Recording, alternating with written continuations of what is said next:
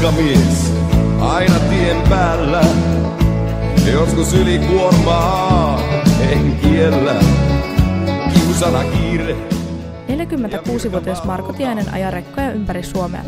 Hän on yksi niistä, jotka varmistavat, että kaupoista ei ruoka lopu kesken. Vaikka Marko nauttii työstään, ei rekkakuskin hommat nuorempana kiinnostaneet. En halunnut silloin, mun isä on kuljetusyrittäjänä oli ja veljet on rekkamiehiä ja omat yritykset. Ja minä aikana haaveilin ihan muista ammateista ja mä aina paarimikon hommia.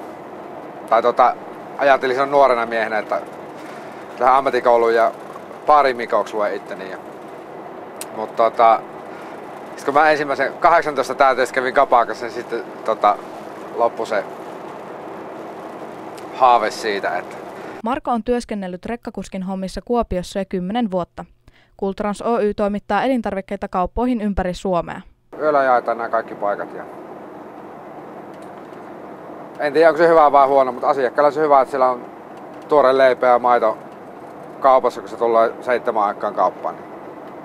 Rekkakuskien työ on yöpainotteista. Päivärytmi on hyvin erilaista verrattuna normaaliin toimistotyöskentelyyn. Joo, meillähän päivä alkaa illalla. Eli se noin kello 20-22 ja sitten se päättyy aamulla noin kello 10-11. Isän kautta opitut taidot eivät helposti unohdu. Nykynuoret eivät kuitenkaan ymmärrä, että työ vaatii veriperinnön. Ennen sillä oltiin aina isän mukana, istuttiin autossa kyyvissä ja tutut oli siellä kanssa, kaverit oli kanssa rekkojen kyyvissä, että sillä ei ollut niin paljon ei ollut sitä muuta tekemistä, että sitä oli aika olla turistina ja puhutaan, että lähdet turistiksi, niin silloin otetaan kaveri mukaan istumaan autoon. Se tulee sitten niin kuin alitajuntaan se, että mitä se rekkamiehen työ on. Ja nykyisin on huomannut esimerkiksi, tulee harjoittelijoita tuolta kurssikeskuksilta, niille ei minkäännäköistä niin verenperintöä tähän asiaan. Eli ne ei ole ikinä ollut, kun ne mennyt kouluun, niin ikinä ei rekan kyyvissä ollut. Ne ei tiedä yhtään sitä asiasta. Ja kyllä se huomaakin siitä, että osasta tulee hyviä ja osasta ne ei sovellu ollenkaan tälle alalle. Ne on vaan pakotettu työvoiman toista. Mene nyt jollekin kurssille, että tuo rekkamiehen hommahan on helkkari hyvä. Että mene sinne, että kyllä se on vaan semmoista ajamista ja jakelutyö, esimerkiksi tämä jakelutyö on tää on kovaa työtä, fyysistä. On totta kai pitkän linjan ajokin tähän ajaa enemmän, mutta kyllä se on kaikkea muutakin kuin ajamista, että kyllä se on,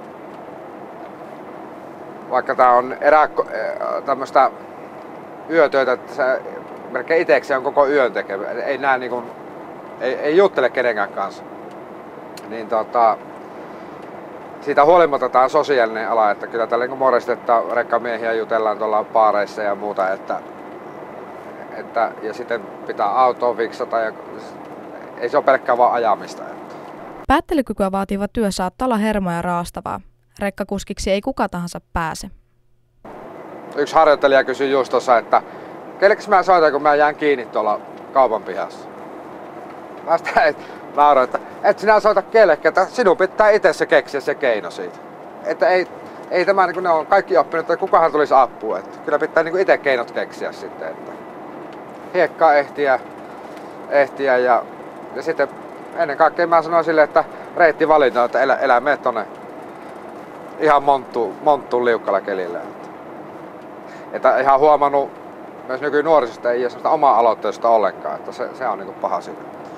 Mutta kyllä se kyllä sieltä tulee niinku semmoisia helmiä sitten sieltäkin, että ja ne kunnioittaa sitten tätä rekkamiehen hommaa. Mutta osa on tullut vaan työkkelin kautta pakottavat kurssille ja niistä ei ole tähän hommaan sitten. Vaikka Marko on työskennellyt aina rekkakuskina, ajatuksessa pyörii uusia suunnitelmia.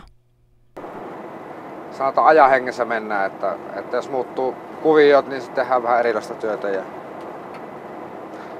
Että se on aina niin kuin tämä rekkamiehen hommakin, tässäkin oppii joka vuosi vähän viisastua. Ei se ole aina, että aina tulee uudet autot, kytkimet häviää autosta ja kaikkea. Se on koko ajan sellaista kuitenkin pientä oppimista. Että kyllä se pitää vähän mielen virkeänä kuitenkin. kyllä mä voisin tehdä muutakin. Ja ihan mielellään varmaan teenkin sitten, että ei tämä niin ole. Mulla on vielä 22 vuotta vielä eläkeikää, että tässä kerkee ihan toisen uran tekemään, että ei siinä mitään.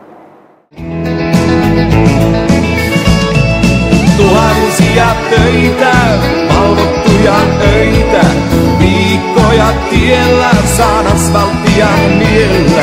Silmiä painaa, ei uni anna lainaa, ei rekkamies mikä pitää miehen tiellä.